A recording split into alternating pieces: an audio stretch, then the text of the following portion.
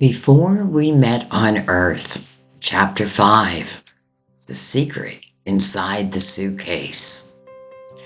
Some things are hidden to protect us.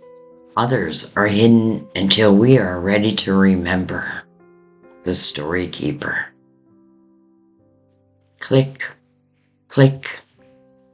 The clasp had opened. Michael held his breath. The forest had become impossibly still. No birds, no breeze.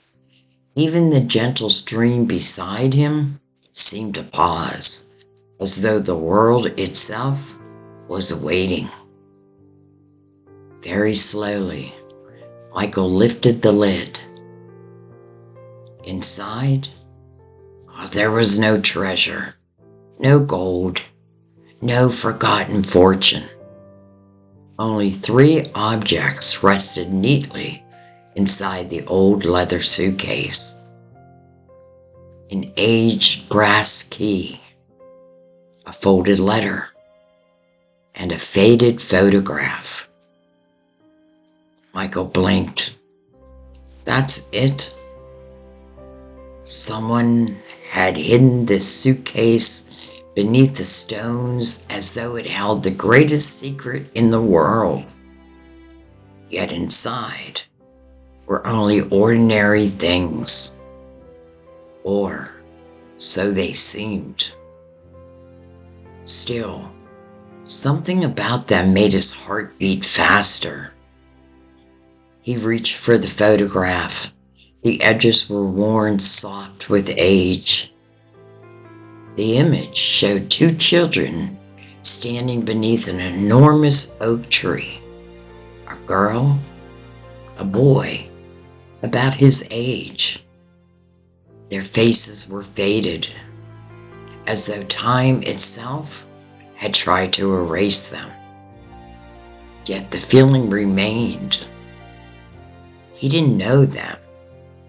Or perhaps he remembered them. He turned the photograph over. 6 words were written in elegant handwriting.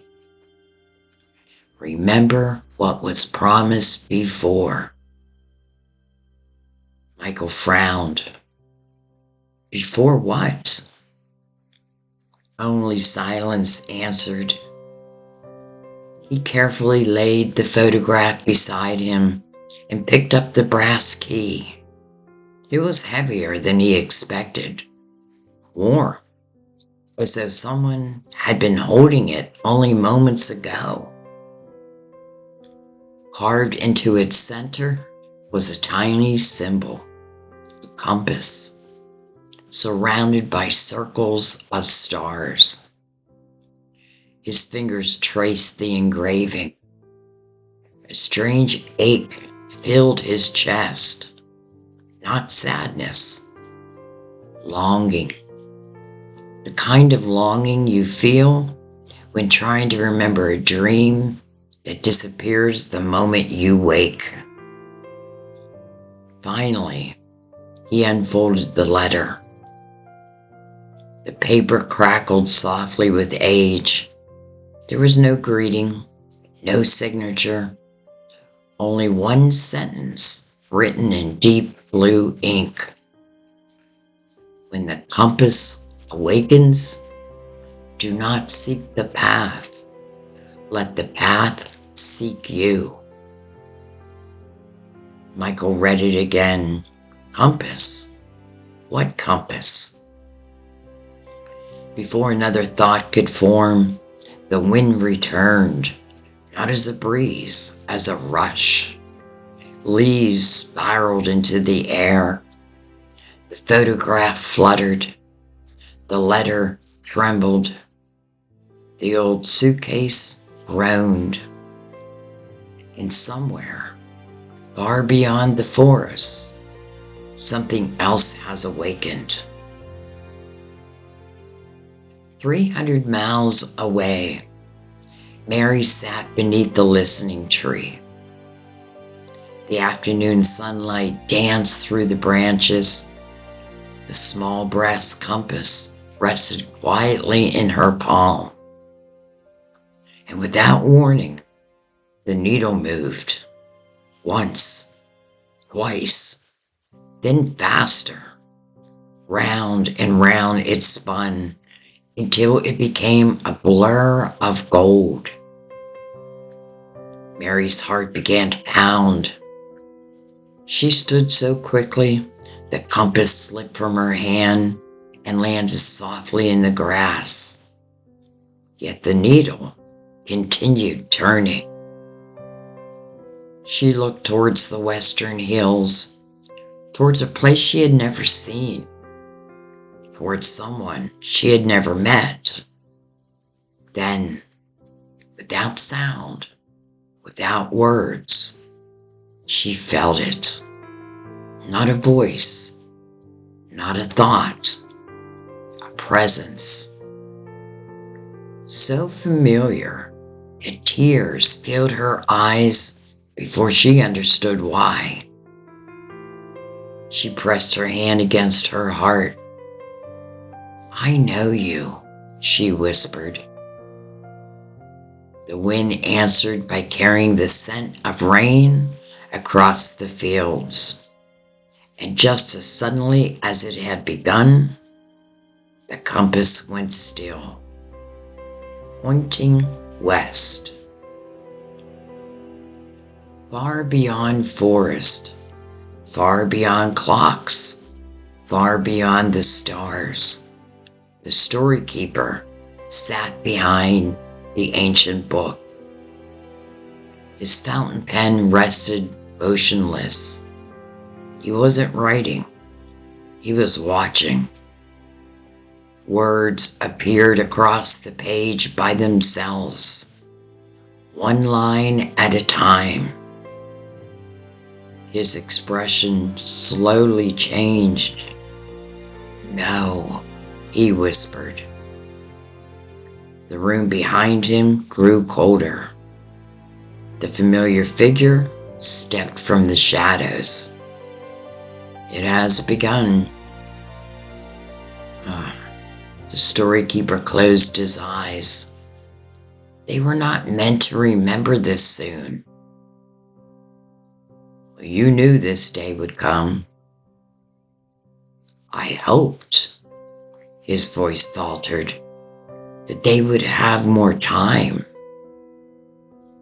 The stranger looked towards Earth. "The suitcase has chosen." The storykeeper slowly opened the ancient book once more. "No," his voice was quiet. "It has answered." Silence filled the room. Then the ink began writing again. The storykeeper read the words. His face lost all color. Very softly, he whispered, "So, it remembers." The stranger frowned. "What remembers?" The storykeeper never answered, because at that exact moment, 300 miles apart, Mary gasped. Michael dropped the photograph. Neither of them understood why, but both heard the same sound. Not with their ears, with their souls. A child laughing. It echoed only once, gentle, joyful, filled with a love that neither of them could explain. Then, silence. Michael slowly looked back inside the suitcase. The key, the letter, the photograph, they were still there. But they were no longer alone. Resting quietly beside them was a fourth object. Michael was certain, with every part of his being, it had not been there a moment ago.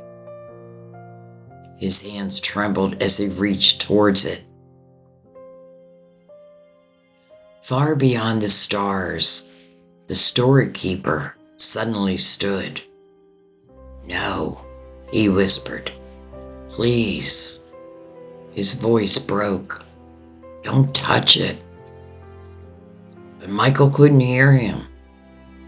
His fingertips drifted closer, closer. The room beyond the stars fell silent. Not a single page turned. Not a single clock ticked. Even the wind seemed afraid to breathe.